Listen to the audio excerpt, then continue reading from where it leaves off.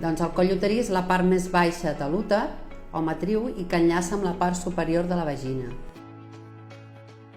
La principal causa del càncer de coll uterí és la infecció per un virus anomenat virus del papil·loma humà.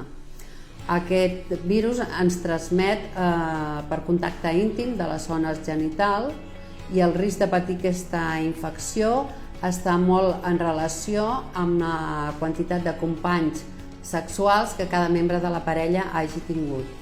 Sí que és una infecció molt freqüent, el 80% de les persones que han mantingut relacions sexuals pràcticament han estat infectats per aquest virus, però no provoca ni símptomes ni lesions i habitualment acaba resolent-se de manera sola.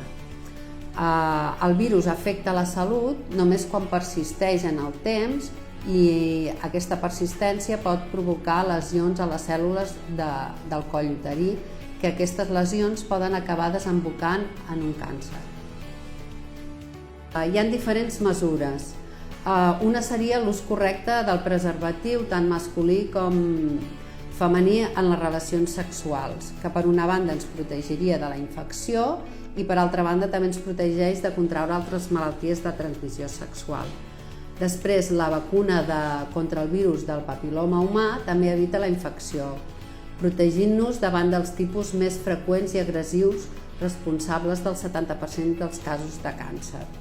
A Catalunya, actualment, la vacuna està inclosa en el calendari sistèmic de vacunació i s'administra a tots els nois i noies entre 11 i 12 anys d'edat.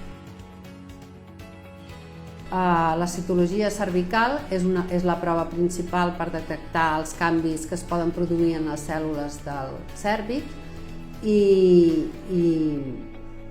és una prova senzilla i indolora i el resultat anormal d'aquesta citologia no significa tenir un càncer. Es recomana que cada 3 anys, després d'iniciar les relacions sexuals o a partir dels 25 anys d'edat, les dones es facin una citologia cada 3 anys fins als 65 anys de vida. Les persones vacunades amb la vacuna del virus del papil·loma humà també han de tenir en compte que han de seguir continuant realitzant les citologies, ja que hem de recordar que la vacuna només ens protegeix davant del 70% dels casos de càncer uterí.